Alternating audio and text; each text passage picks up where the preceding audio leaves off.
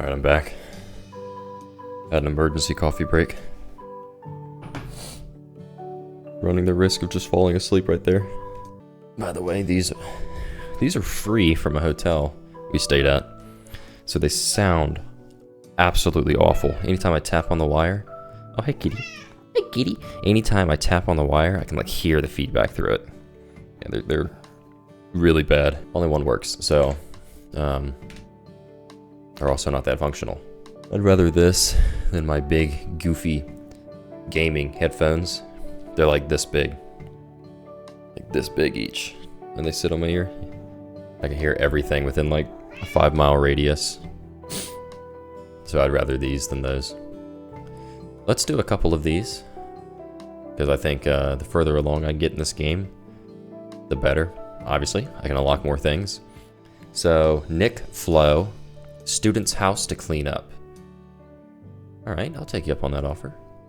Good morning, I hope you can help me. I'm retired and not in the best of health. I currently own an apartment that I've been renting to students for many years. This year, unfortunately, I rented a bad bunch of students, which turned out not to be the best decision. They didn't pay me on time, so I went to check things out. When I opened the door, I almost had a heart attack. Don't do that. The whole house was a pigsty. There was trash, liquor bottles, and mud everywhere, and they were laying on the kitchen floor drinking. When I spoke to them, they rudely told me to get lost. I finally got them evicted, but the mess still remains. Some of the furniture and radiators are missing. Can you please clean up my house and make it suitable for new tenants so I can put this mess behind me? Yours sincerely. Don't address me like that. I don't know you, sir. Mr. Flo. Alright. Need a lawn renovation as well. Should hire me for that.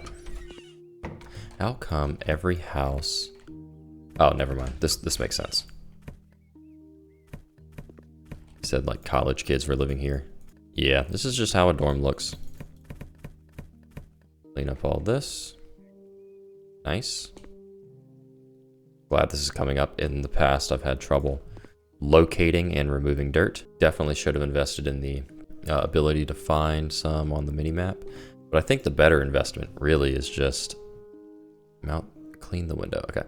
I think the better investment is just making it go faster so that I'm not repetitively scrubbing over the same thing. Because I think the first issue I've ever had is not being able to find it. It's finding it and then it not being cleaned. When I am actually cleaning it. It's not sleep. I have my coffee here. Push this as far back into the corner as possible. Nice. Bring this back in. Not only do I clean, I reorganize in a way that looks much better. Small radiator. Right under the window. Nice. You know what? I want graphics, gameplay, highlight color, assembly mode. Put that back to easy. I want that brain dead kind of gameplay. I like to imagine I'm just eating this garbage. What does this say? Alright. Can I scrub this off with this? No. Oh, I can. No way. Okay. That helps. Thought I was gonna have to buy paint. Okay. Is this trash? There we go. Okay. Clean the windows. I can do that.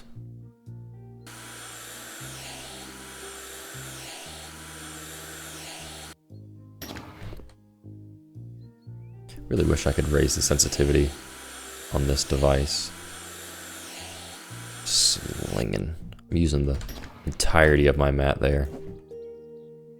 I think this can stay in the corner. That's fine.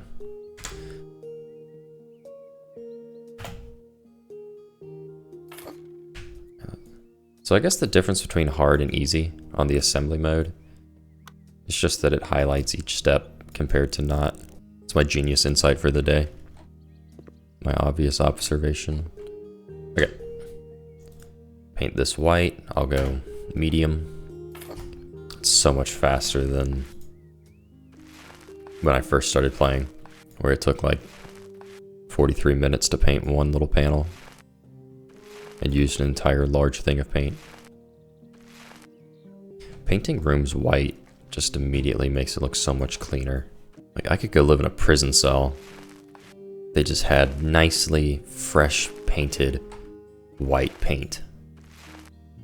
I'd be happy. It's probably how prison cells look in Sweden. Like, they probably bring in a professional designer and renovator into each cell before moving the prisoner in. And then they give them a job paying more than minimum wage here in America. And then probably let them play games as well. There's probably a prisoner in Sweden right now playing this game, doing the same task I am, enjoying himself in his really nice room. This looks really good. I should do this in real life.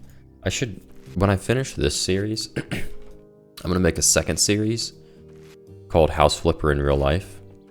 And you guys can watch me go through the legal process of starting a business like this and then doing these odd jobs. If you are a person with, forgive me here, Katsaridophobia.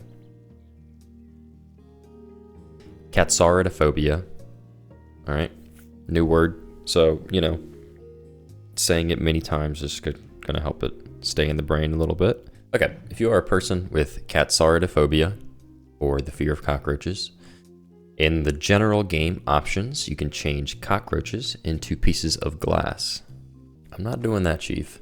If you, Mr. or Mrs. Viewer, are afraid of cockroaches, then go ahead and just turn the video off, unsubscribe, leave a dislike, comment that you hate me, and then that's it. Although if I get a majority of comments that say they just cannot watch because of La Cucaracha, then I will turn it off. But until then, I will keep them here.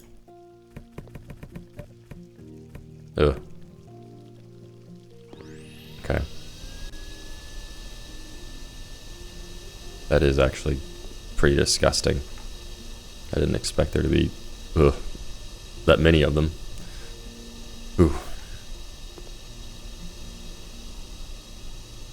I wonder where they would place the glass so that it makes sense that it's like next to the trash. Enough cockroaches are eliminated, you destroyed the nest. Shouldn't I like get all of them? Oh. Okay, I might have to switch that because seeing that top left corner, I don't even want to look at it. Which is odd because it never bothered me before. But I think seeing the fact that there's like 100 trillion of them just behind the fridge there, just gave me like a chill. Isn't it odd how we find games like this where we just clean things up and reorganize? We find this so satisfying. But the thought of doing this in real life, at least to me, I'm sure it does for most people, but doing this in real life just doesn't quite slap the same. Actually, I take that back. Cleaning up and organizing the house, you know, once you're looking at it and it's all organized, is pretty damn satisfying. New skill points.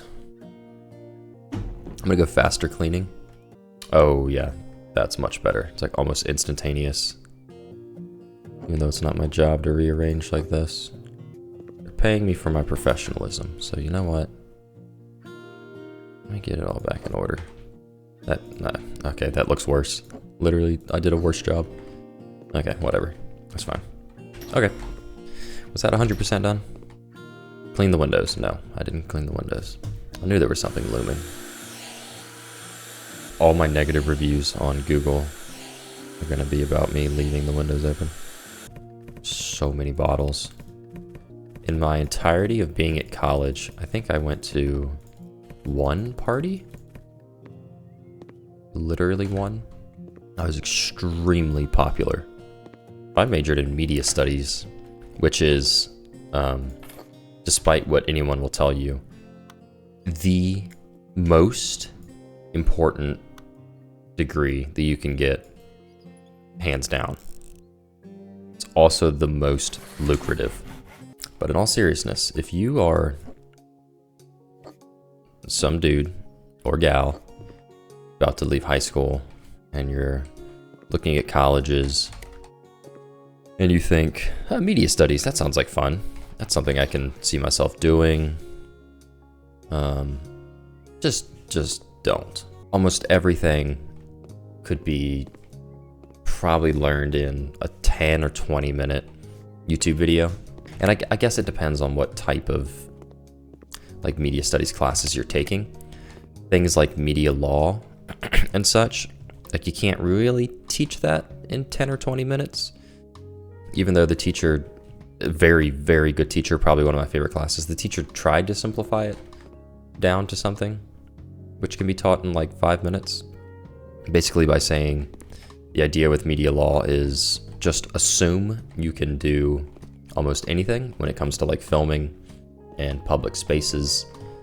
Assume you can do almost anything because for the most part you probably can, and it's only in pretty rare circumstances where public filming or things like free speech aren't really allowed. But we talked about a particular case that I found very interesting where a photographer in New York was, I think, in his high-rise and looking across at other high-rises, and across from him was a woman who was naked, standing, I don't think on her balcony, but I think in her house with the windows completely open. He took a picture of her and then sold it in an art gallery that he was running. The woman found out, went to the art gallery, and then sued him for, using her image. Number one, she was naked. Number two, she was in her house, so she thought she was fine. It's her space, private property, so cannot use the picture. Sued him, and she ended up losing. Now, the reason why she lost was because the idea of what is public space and the idea of what is private space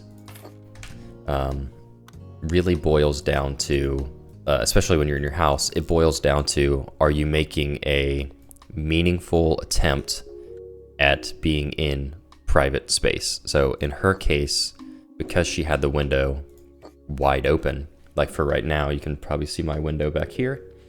The fact that the blinds are open and the bottom's open and the curtains are open, I could not argue that I am technically in a private space. It would be argued that if I'm viewable from the public, as I currently am, I'm looking out the left window, anyone out there can see me, I am technically in public space. If my picture were taken right now and used as some form of art, it would be considered public space. They could do whatever they want with that. It was interesting because, you see a lot of YouTubers go out and film in places like Walmart. And, they'll claim when the police come, I'm allowed to film. There's nothing you can do. I'm in public. I'm sure that's their lawyer telling them that. And so the way that works is public space. Walmart is technically public space. You can use anyone's likeness or image in a way that is only suitable for like entertainment or art. If it's an advertisement, it's severely different. This does not apply to advertisements at all. But the issue with what they're doing and why you see the police come and they sometimes get kicked out and such is it's not an issue of filming in public. It's an issue of trespassing. So if they are asked to leave and then they refuse to leave, then the cops get called. It's now an issue of trespassing and not to do with the filming. So, presumably as long as you leave when they ask, you should be in the clear. Should and knowing these laws don't really mean anything when it comes down to it. At the end of the day, it's just, even though you're allowed to do something doesn't mean you always should. So I do find it kind of goofy how all these YouTubers will be like, oh, well, I'm allowed to film. I'm allowed to use your image, your likeness. And I mean, it's all true, but at the end of the day, like, just don't be an idiot is kind of what I learned from the class. But we also talked about Super Size Me, that documentary made not too long ago. Documentary about a guy who ate only McDonald's and saw how his health was impacted from doing that. A couple scenes where he would go through a drive-through and order food, and he would use the image of the person behind the counter who's serving him. And a couple of them, you know, he blurred their faces, I think a couple times, even though technically he doesn't have to. But some of those people were really upset with him. And they filed a lawsuit against him for using their image. But because it was a documentary, it was educational, it was not an advertisement, he ended up winning because he can use their image in any kind of way that he would like, in that specific case, in that regard. And it's just a very interesting class, like getting to see how some of this stuff worked, and the teacher was really passionate about it. And so I guess that's a pretty memorable class from my time in college. But for the most part, like, if you're going for production, like you want to do, you know, something with production, something with filmmaking, you can learn it all online really quickly. Like, if you know your basics, and this is going to sound stupid, if you know your basics of how a camera works, basics of the exposure triangle, you're going to be ahead of 90% of people that are there. And then just bear in mind, like, anything you create in college is not going to be good. It's not really the point. The point is, like, you know, you're shooting your first film, or say, you know, in some cases it might be your second or third film, but it's never going to be good. The point is just to see the process. And so I guess that was cool, getting to see all that. But for the most part, you know, you can learn all the theoretical stuff in probably 10 minutes online. The rest is just applying it and then meeting people. And in terms of meeting people, like, I feel like I got off lucky in some regards and then pretty unlucky in others. We would start the class, I think my first day of like single cam production, and the teacher collectively asked everyone, you know, why are you guys here? You know, trying to cater the curriculum and what he's teaching to put an emphasis on what most people were interested in. He said, how many people want to go on to be directors? How many people want to go on to be editors? How many people want to actually work in this field? I think me and like one other person raised their hand, and teacher looked pretty shocked and said, what do you guys want to do who aren't raising your hands right now? And most people said they wanted to be a YouTuber, which, like, nothing against it, but you don't need to go to college to be a YouTuber. Like, everything you need to know is right there on YouTube. It can be taught really, really quick. Although getting a streaming setup that works for you, I guess, is pretty hard, but a lot of it comes down to like just personal preference, and you know, the technicalities can be learned really quick. The difficult part is like just sitting down and doing it, I guess. So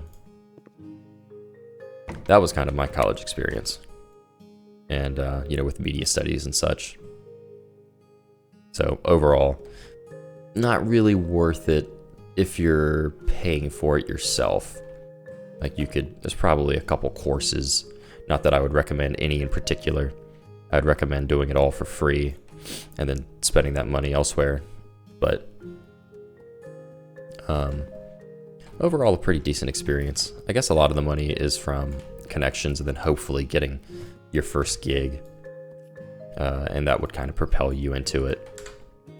But that's just kind of risky, you know, paying all that money just to hopefully get a connection.